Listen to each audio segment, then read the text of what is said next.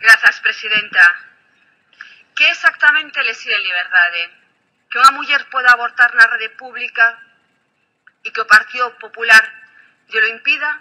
Significa que esa muller pode exercer en liberdade o seu dereito a ter unha saúde reproductiva? Que vostedes pechen o COF, por exemplo, de Coruña, eso significa garantizar a liberdade das mulleres a respecto da súa saúde?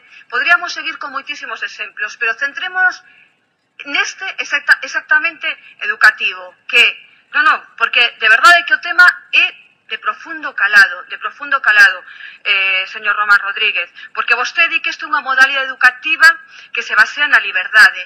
Nos aquí non cuestionamos que pechen os 5 centros que existen, que fíxese, eu sería partidaria de que sí, porque practican unha educación que non é consonante con unha sociedade democrática e plural. Pero o que estamos dicindo é que non o subvencionen con fondos públicos, que con fondos públicos non subvencionen centros que discriminan a nenas, pero tamén aos nenos, porque os nenos tamén teñen dereito a unha educación igualitaria, pero eso xa sería entrar noutro debate, pero fundamentalmente están discriminando as nenas. Entón, con fondos públicos,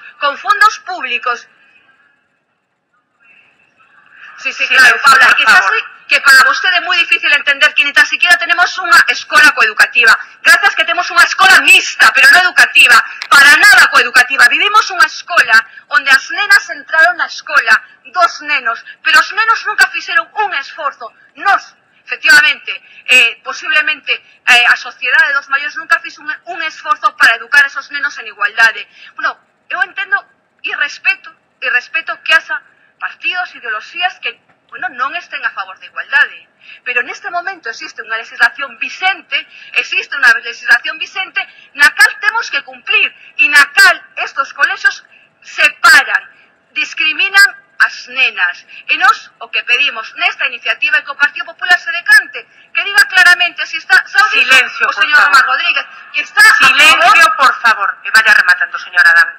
Que está a favor da separación dos nenos e das nenas, para non ser un modelo educativo errado. E, dende logo, eu teño claro, políticamente o combatirei todo o que poda, pero tamén persoalmente, porque considero que para que as mulleres estemos nesta Cámara e teñamos capacidade de ser autónomas, necesitamos da educación. Foi o principio básico que levou as mulleres a igualdade e por eso creo que vou legarlo ás nenas do futuro. Eso é fundamental.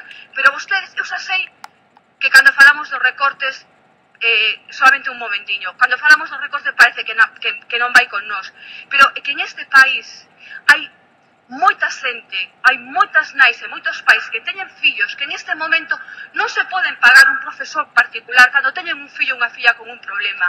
Hai moitos fillos que non poden efectivamente ter na escola pública un profesor ou unha profesora que os acompañe nas súas dificultades.